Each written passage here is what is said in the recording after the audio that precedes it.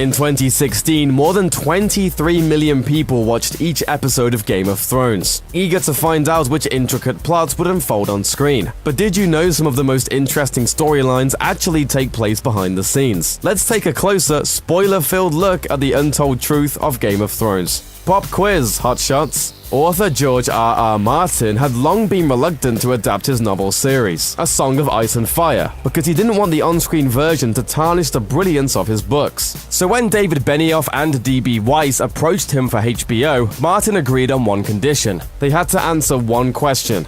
Is there a way to get out of the dungeon without using the wizard key? What the hell are you talking about? Actually, Martin asked them who they believed Jon Snow's true parents were. When Benioff and Weiss gave the correct answer, Martin gave his blessing in return. While the rest of the world finally learned the truth during the season 6 finale, that Jon Snow is really the son of Rhaegar Targaryen and Lyanna Stark, it's not hard to admire Benioff and Weiss for sussing out the truth years ago. HBO nearly cancelled it before it aired. Believe it or not, even after solving Martin's riddle, Benioff and Weiss's first pass at the pilot episode wasn't very good. HBO executives and producers were so unhappy they almost ended the show before it could even begin. In an interview, D.B. Weiss explained that, after watching it, one of the HBO head honchos put it bluntly, "You guys have a massive problem. The script was rewritten, about 90% of the pilot was reshot with a new director, and the showrunners also made major changes to the cast. The role of Daenerys Targaryen was recast, substituting Emilia Clarke for actress Tamzin Merchant. Catelyn Stark was recast too, bringing in Michelle Fairley for Jennifer Ale. The original pilot has to date never aired, and that's a shame for plenty of reasons." George R.R. Martin explained that he had a cameo during Daenerys' wedding scene. It was, sad to say, left on the cutting room floor. I was a Pentoshi nobleman in the background, wearing a gigantic hat. Lady Stoneheart. If you're a Game of Thrones fan who's never read the books, you might not realize that one of the franchise's most popular characters hasn't even shown up on screen yet. In the novels, the Red Wedding isn't the end of the story for doomed Catelyn Stark. After she's killed, the Freys throw her body into the river, where it floats for 3 days before being recovered by Beric Dondarrion and the Brotherhood without banners. Lord Beric magically resurrects her, at the cost of his own life. He dies as the spark of life passes to Lady Catelyn. When she rises, her skin is grey, her hair has turned brittle and white, and her face has a mass of shredded wounds filled with clotted black blood. She cannot speak, because the bloody bastards cut her throat too deep for that, but she remembers. Catelyn Stark is dead, and Lady Stoneheart's reign has begun. She becomes the new leader of the Brotherhood, and directs them in a bloody campaign of vengeance against Lannisters and Freys. When learning Klingon just isn't enough. Although Martin only created a rudimentary outline for the fictional languages of his novel, Game of Thrones producers required a much broader vocabulary to use on the show. They turned to Language Creation Society founder David J. Peterson, and he created entire languages for both Dothraki and Valyrian, including grammatical rules and pronunciation guides. If you'd like to learn either language yourself, direct your web browser to the appropriately named Dothraki.org.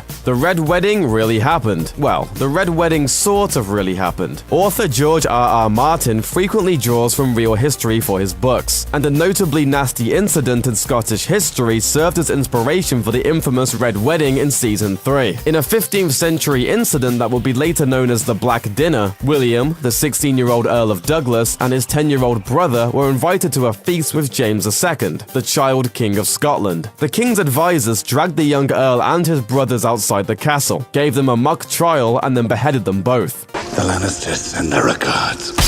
Similarly, the Purple Wedding, where King Joffrey meets his maker, was based on a real incident too. The poisoning and death of England's Prince Eustace at a feast in 1153.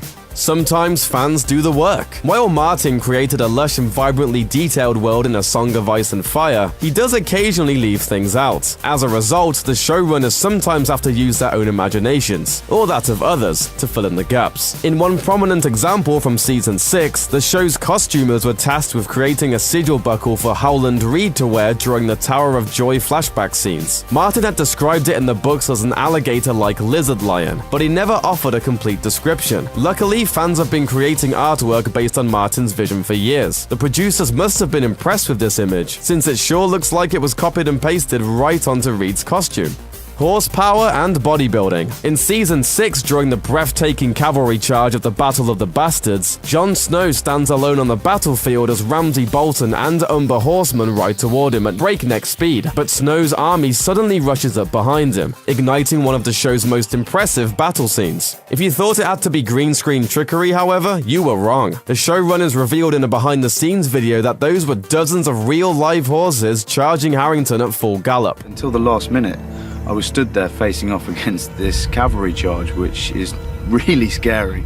We're a bit annoyed because I think everyone's going to think it was CGI, and it wasn't. So now we know about the horses, but how did producers create that impressive pile of bodies on the battlefield during the battle? The video reveals that all the bodies were actually life-size dummies, not computer-generated fakery. The crew acquired hundreds of mannequins, dressed them in appropriate House Umber and House Bolton armor, then coated them in mud and fake blood and piled them in a gigantic heap. Even the dead horses among the men are dummies equipped with saddles. Now that's attention to detail. Happy ending for Lady. One of the most heartbreaking moments on Game of Thrones came during Season 1, when Prince Joffrey orders the death of Arya Stark's beloved direwolf. When the Lannister soldiers can't locate Arya's pet, Queen Cersei orders that Sansa's direwolf, Lady, be killed instead. Thankfully, Lady, or rather, the Northern Inuit dog that played her on screen, got a happier ending in real life. Actress Sophie Turner bonded with the animal during the shoot, and she adopted her. More than meets the eye. In A Song of Ice and Fire, Daenerys Targaryen and her brother Viserys have purple eyes, and Game of Thrones showrunners planned for them to have them on the show as well. Unfortunately, the purple contacts affected actress Emilia Clarke so badly that producers decided to ditch the contacts and reshoot the scenes with her natural baby blues. And that's not the only eye-opening tale from the set. Arya Stark is blinded during her training with the Faceless Men, and in order to accurately portray the role, actress Maisie Williams wore completely opaque 16mm thick contact lenses for her speaking scenes, and a pair with only a pinhole in the center during fight scenes.